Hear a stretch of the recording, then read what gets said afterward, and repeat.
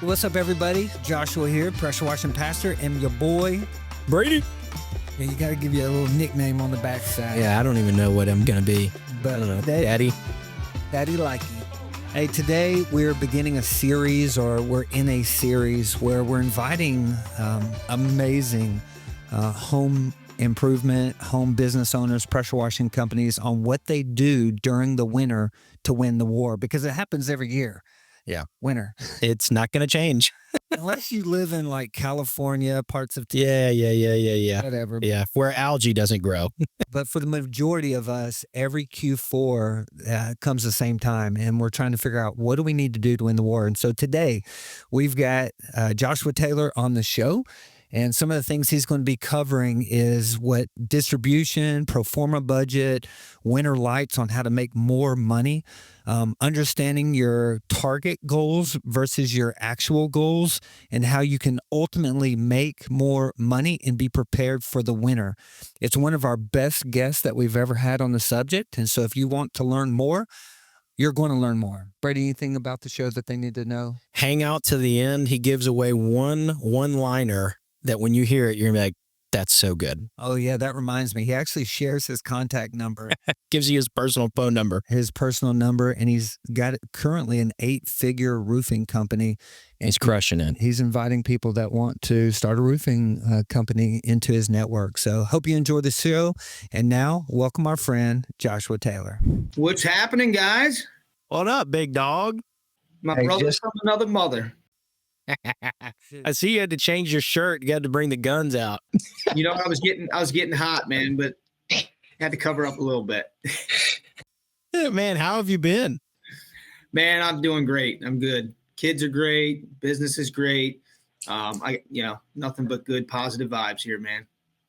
Dude, that's so good. There's a podcaster. I think his name is Stephen Weatherford. I'm not sure if you've heard of him. He teaches leadership.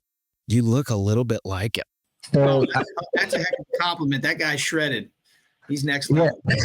I listened to one of his most recent episodes, and there was the conversation that it's okay to take your shirt off if you get more views.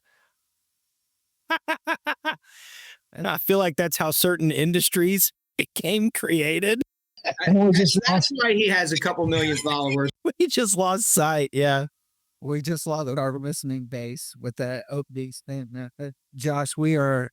I'll say this. If I had like an 8 or 10 pack like Steve did, I'd have my shirt off all the time. Really would, dude. You know who he is. Yeah. The punter and so forth. He's got a great story. Joshua, we are thrilled to have you on as a guest. I'll just share again. If you've not heard of Josh or know much of him, he's a man of character. He's a man of value. He is the Tim Tebow of the pressure washing roof contractor industry. And we're just incredibly thankful that we get to have him speak on a subject that is honestly just very selfish. We want to know personally, we hate the winter. We die during the winter. And so we're bringing on the best guests that we can find to help us solve the problems that we face. And so we're super interested. So Brady, would you go ahead and kick us off with a few questions? Yeah, man. So I want to start by asking, where are you geographically located? Tell the people where you're at. Yeah. So my power washing business, I've got 3 locations. I'd say the main hub, our dispatch center, central office is right outside of DC, Southern Maryland. So about 30, 40 minutes south of Annapolis. That's an area most people know. We have another office in Virginia Beach and then another one in Baltimore. Okay. How long do these grueling winters usually last for you guys? Like, when does it start? When does it end that you can usually predict? Yeah. Well, I'll tell you, that's changed a lot over the years, right? So when I first got into power washing, it was 2012. So back then it was, all I did was wash. I did most of the work, pretty much all the work. But over the years, as the business grew and we have more employees and multiple locations, one of the biggest problems in our industry is the seasonality, right? You work so hard to build this business and build these people and build these teams and train and, delegate and elevate people around you. And then October, November hits and it just starts to stop, right? And you're like, well, what do I do with all these people? So obviously, in the past, they would, we put people in unemployment. Um, we do everything we could, to incentivize them to come back with sign-on bonuses, but October, November, the season would end. So now, though, there's a little bit different. We've got our holiday lighting side of the business, which is, mainly Christmas lights. We do some other different holidays as well, but that starts really now with the recurring customers as early as September, right? September, October, we're installing those. And then that's going to run all the way until about the second week of December for us in terms of the installs. How much are you guys doing in lights these days? Probably a very unimpressive amount compared to most. Right now, this year, I think we are at 380,000 in lights, something like that. So, I know a lot of companies much smaller than ours in power washing that do close to seven figures in holiday lighting. So, Sure. there's a lot of opportunity there. I think that people haven't, if you've not looked into it either, like if $380,000 in lights in 3.5 months doesn't sound impressive to you, then you have very ambitious goals, because I think that that's quite impressive. But also when you look into the profitability after a year 2, year 3 customer, that's very impressive. There's a lot that can influx. This is our 4th year. We did $500,000 in lights, I think, 2 years ago. And the key to the lighting is getting the materials at a very, very good cost. So I would just suggest anyone listening to this, if you're in the lighting business or you want to grow that side of your business, you can be profitable in year 1, very profitable in year 1. But you need to go to China. You need to source your materials directly from China, which you can do, and you can do it without having to buy a whole crate and deal with all that. You can do it and still get it, at a fraction of the cost that we're paying domestically for some of this stuff. Yeah. Should we even ask the question of what do you pay per linear foot on your strands of light? I can tell you it's like less than $1. Is that in terms of clipped, bulbed, and everything? Less than $1? Yep, clipped. It's like around That is crazy. mini balls of minis, $3.50 a strand. $2 cheaper. Yeah. Great. Than what we're getting. That's shipped in the U.S. All right. Well, we're going to create a online store together, and we're going to set up a monopoly on this deal.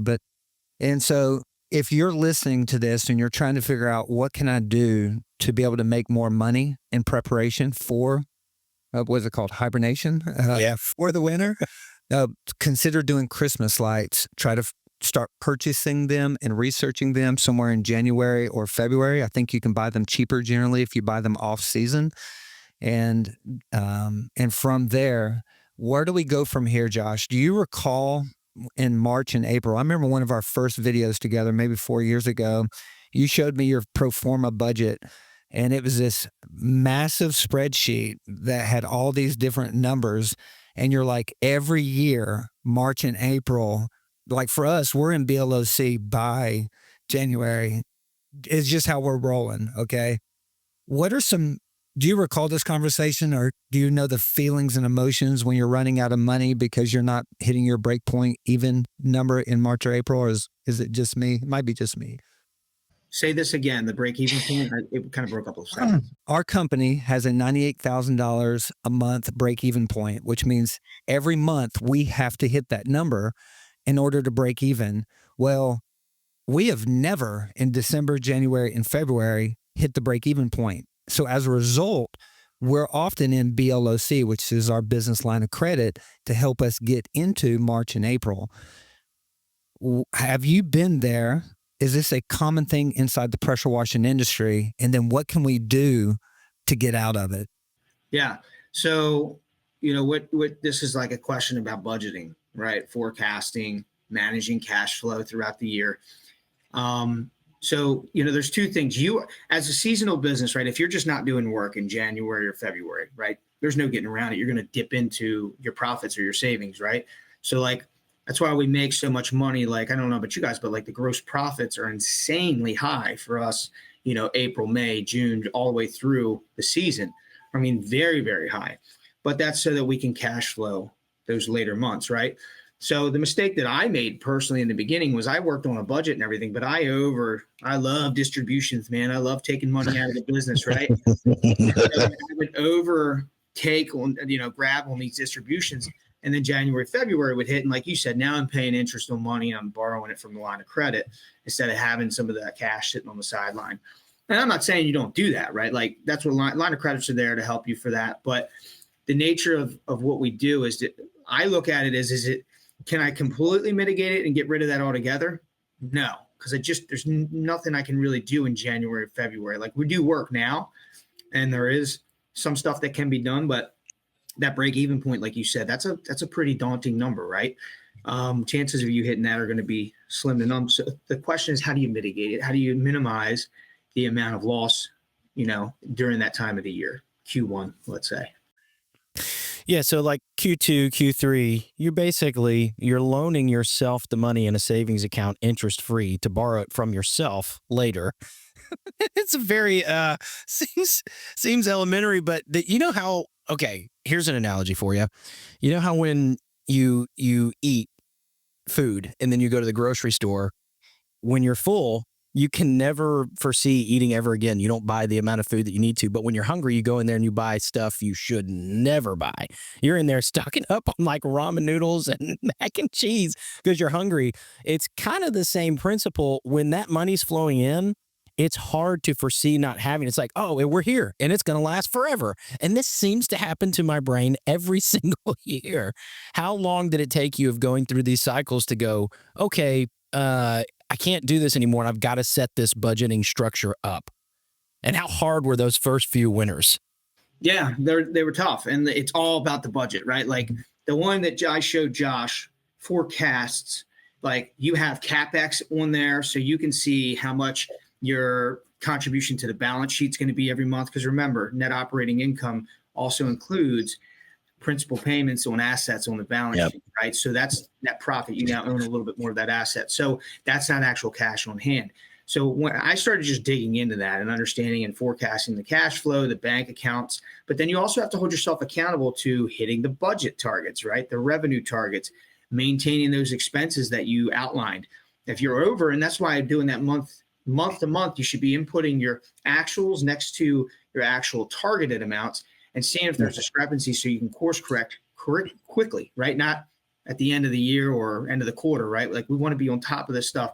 Boom, boom, boom, boom. That's why we look at sales goals and capacity on a daily, weekly. I don't want to get to the end of the month and realize that we're $40,000 off target on sales. Like that's the wrong time to figure that out, right? Like we should know that we were $10,000 off the first week, create more capacity throughout the month. So financial discipline was just something I knew nothing about. Let's just say that. And I'm still working on it. Believe me, like all the time. Like I said, I know I shouldn't take that $20,000 distribution sometimes, but I take it anyway. I pay the price too, You're hungry, man. You're in a grocery store and you're hungry. So, just know that like, even when you have all the knowledge, you still got to make the right decisions, right? Like, a good mentor told me, like, money to a business is like food to a baby. Yeah, that's good. If you take all the money out of it, you take the food away from that baby, that bad boy's not going to grow, right? Yeah, Josh, because we're in this conversation, I want to dig into this conversation because in reality, many of our listeners and viewers, they have not read, simple numbers, straight talks, big profits. They don't understand the difference between a fair market wage and distributions. Can you kind of give a quick overview of some of the words that you used? Let's start with the word distribution. Can you help our listeners understand what you can take from your company and what you can't take and the things that you need to know before you take? Well, so number one, you should be consulting with a CPA on that, right? Because there is a ratio of distribution to W-2, let's just say payroll income that you're taking out, W-2 income, that should be met, especially if you do play an active role in the business, right? Like you don't want to have a multi-million-dollar enterprise and like taking a $10,000 paycheck, but taking out $250,000 in distributions a year. right? Like that, right, with the government. So, I mean, I'm not a financial advisor. I would say with the CPA, but ultimately it comes kind of back to what we're talking about, right? How much should you take? When do you take? How do you know this? The budget, right? The budget really determines a lot of that. Because I can see, I'll tell you, I'll give you an example. 2019, that was when we really wanted to start growing. I had a great year. I finally hired people in 18. Still didn't know a thing about business, but I learned how to create a budget. And 18, we did like 600,000 from 300. I was like, wow, we're going to 1 million next year. So 2019, I'm like, I did the budget and all. I had gotten a coach and I was looking at it. I was like, oh my gosh, I'm going to be negative $40,000 in March, but it has me making on 1.2 million, like 300,000 in profit at the end of the year. I was like, I just got to get through that spot. And I'm looking at it because I'm looking at my hiring and I have everything mapped out, right? Like when training will begin so that 2 weeks from then they can go live. When I ramp up capacity to 6 trucks, marketing increases, demand in the marketplace increases, all timed out. If I didn't have that, I'm going to tell you, it played out exactly like it was supposed to. If I didn't have that, I would have thought it was going belly up. I would have thought it was going bankrupt in March that year. And early April. But thankfully, I understood that that was supposed to happen. I secured a line of credit in February. I used that $50,000 line of credit to get through that hump. Yeah. And it was actually worse than it was supposed to be because I had accounts receivable. So remember, the budget will tell you what you should do in revenue, assuming you collecting the money. However, right. You know how hard it is to collect money. So it was more of about a $70,000 gap. I figured it out. We got through it. We grew. We hit 1.2 million that year. Woohoo. But without that financial understanding, like there was no distributions, right? Like that was like ramen and hot dogs, Josh. Like it was, we were going thin, man, you know? But that's what made me feel confident. The numbers made me feel confident to take action on that. And I listened to the budget. I followed the budget and I trusted it at the end of the day. It's deer meat these days. And so we just hunt more during the winter. Literally. We can make it through the hibernation months. And so I have a pro forma budget, but for our listeners that's trying to figure out what in the heck is a pro forma budget, do you have any recommendations where they can find a pro forma budget that they can start creating? Because for many home service businesses, they were just trying to get away from demand and control their own financial future. They didn't have college courses or access to a pro forma. So where would you go or direct somebody that's looking for a pro forma budget? It's a good question. I to be quite honest with you, you know, I worked at Automate, Grow, Sell, the Conquer program. I was one of the Conquer coaches helping other small businesses grow and scale their company, implement systems and processes. And they had a fantastic budget that we used there. I used myself in the early stages and still even use it to this day. I think there's so many. I'm sure if you simply Google, right, like I don't have a place to direct people to. I have nothing to sell anybody here. But if it were me and I didn't have anything, I didn't know anything about a budget, first of all, I would probably watch some YouTube videos and I would start figuring out what is a budget, how to understand and read the budget. And then once I felt comfortable with that, I would find either a VA on Fiverr or somewhere, and I'd have them create me one. And over time, the budget will evolve. In the beginning, it's going to be just revenue numbers, right, for like the 12 months of the year. Then you're going to start adding, okay, your expenses, like your rent and all this stuff. Then you're going to go deeper. You're going to start thinking about, okay, what is my actual gross profit? So how do I do job costing? What goes into a job? What are my costs of goods sold, right? Technician, labor, fuel, chemical. And you're going to really start getting detailed. So the budget will evolve over time and it'll evolve to meet the needs of your business, right? And understand your business model. So my suggestion is I don't think you're a one-stop shop for these things. You're always going to be editing them, changing them, and altering, but understand what they're used for, how to read them, and how to, create one. Thank you for sharing that. I'm sorry to interrupt. No, you're good. I've got one that Michael Gregory at Click Call Sell helped us create. And so if any of our listeners are wanting to at least see what one looks like, if you reach out to our Joshua at pressurewashingpastor.com, I'll send you a pro forma budget that doesn't have any pre-filled numbers on. You'll have to take the classes, do the work, but I'll at least send a pro forma document that you can end up utilizing. And so feel free to reach out and request that. Joshua at pressurewashingpastor.com. Okay, so let's say I've just had I'm you at this like a million year, but I don't have the budget thing figured out yet. Or not totally anyways. Of course, you're going to take the number one tips, find a CPA, get a budget, and learn discipline, financial discipline. That's going to be takeaways from this video, 100%. But how do I communicate to my team through the wintertime to hopefully either keep them on or at least have them come back? What am I trying to say to them to communicate security in a seasonality? How am I filling them with hope? Problems, objections, all that stuff is handled early and often, right? Your ability to control the narrative is what's most important. Right. Right. You as the owner, and this is where the visionary part of being an entrepreneur and leadership and optimism really play a role. Like we all show up every day, like not always our best self, right? Like we have tummy aches. We don't feel great. We're not in the best headspace, but you got to fake it till you make it sometimes. So for me, I lead my guys through this stuff. I tell them, they know ahead of time. They know back early in the year what's going to happen, man. We're planning for this stuff ahead of time. Right. Doesn't mean we're not working in January and February, but we are downsizing, right? And so I have that conversation with them and I make them a part of it. And like for what we do at Ecotech, we have, maybe half the team, not even half, a third of the team stays on to do takedowns in January. That runs all the way through January. We have LSA accounts that run because you're only paying per lead. They're very affordable.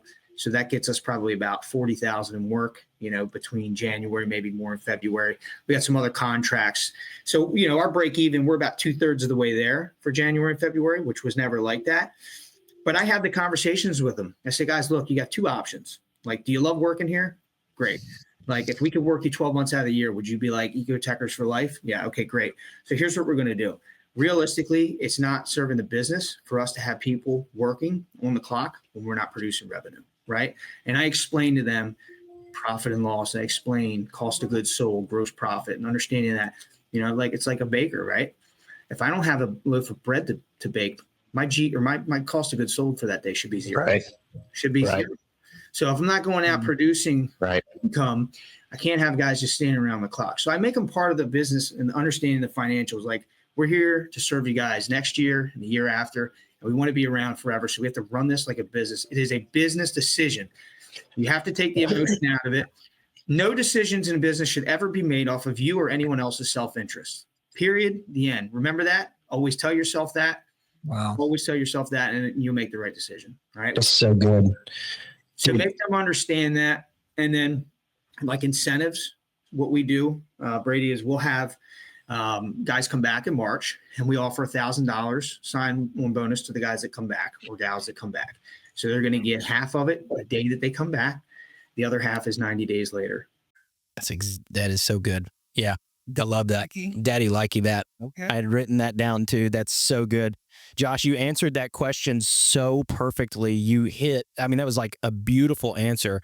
You hit the mentality, you hit the logistics, and you hit the actual thing that you're going to say. Quick follow-up question, because we're getting kind of close here. 5 minutes. Yeah, we're getting kind of close. Do you literally do, other than LSA and what just rolls into the business organically, do you do anything? Do you push the guys? Do you pressure them to go and just hunt and do it? Do whatever? What are you telling them from a job standpoint, like a work day in and day out?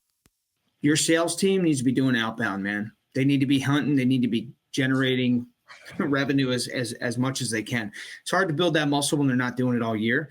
But that's going to come from you. Sometimes you have to, as an owner and entrepreneur, you got to will things into existence, man. You got to will the success that you want. Come on, bro. That's so good. I mean, no other way of saying it but that. And this is why winning is a mentality, dude. It is a mentality. Yeah, that's so good. Tolerate crap, you're going to get crap. You have to show up. You have to push people. You have to see the best in them when they don't see it, right? So, like, I get it all the time myself. I'm not good at outbound. I don't care. No one's good at it. You got to suck before you're good at anything. We got to just take action. So, measure it. The outbounds are important. I wanted to add one more thing, with the, getting these guys to come back. We'll have a day, the ones that are actually going to take off for the winter break. Grady, we'll have them come in and we will help them get on unemployment if they want to do that, if that's the direction they want to go. And some do want to do that. They want to go on temporary unemployment. We let Maryland know that they're going to be invited back on March 1st, so that is just like a temporary thing. But we help them expedite that so that they're getting paid and that transition's real easy. So just don't avoid the hard conversation, right? Hit it head on.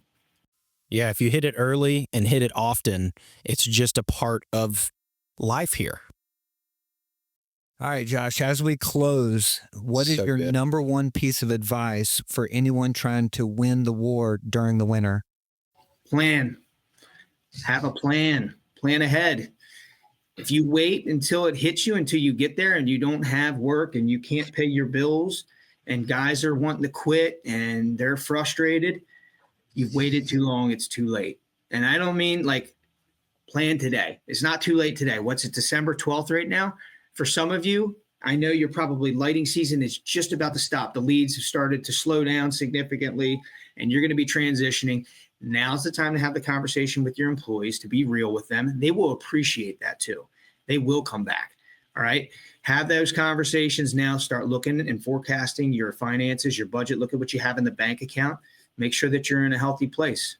And that way, when January and February gets here, you know what you need to do. Exactly what you need to do. So if we've prepped and we do a decent job at warning everyone of the winter because we feel it so real in our own hearts as well. Now that we've done that and we've set the stage, do you have a date where you say, all right, guys, we'll see you next year, and you let half guys just kind of go? Yeah, well, we'd start planting that seed early. And so as we get into the end of lighting, we start telling them. And there's the thing, man, these guys are working 7-8 days a week, right? Like, yeah. I say 8 days a week, I'm joking. But, you know, they're working their butts off. They're ready to take some breaks. There's guys that want to take 3-4 days off, man. They don't need the money. So you open it up to the team, say, hey, look, anybody want to take off? We're light this week. Like, that's what we did this week.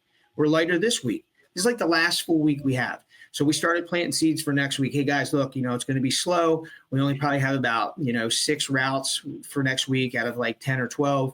Who wants to take some time off? And guys are just going to volunteer. Gals are volunteering, you know. Josh, it's always a pleasure to have you on the show. You offered a ton of value. If someone wanted to learn more about you, your company, or maybe what your hands are involved in now, would you mind giving a couple of minutes and kind of just sharing where they can learn more and what you do now? Do you still coach? Do you have something that someone can move towards if they're wanting to start a business or anything like that? Yeah, well, I own a roofing company now. I don't know if you guys know that, but 8-figure roofing company. I love it. If you want to get a hold of me, I'm going to give you my cell phone. You guys, I'm going to put my cell phone out there. I believe your availability is your number one ability. All right. Oh, that's so good. That's so good.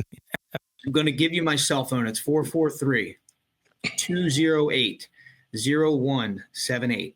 Feel free to shoot me a text. Give me a call. I'm better at text message. You can also email me at jtaylor@roofingpups.com.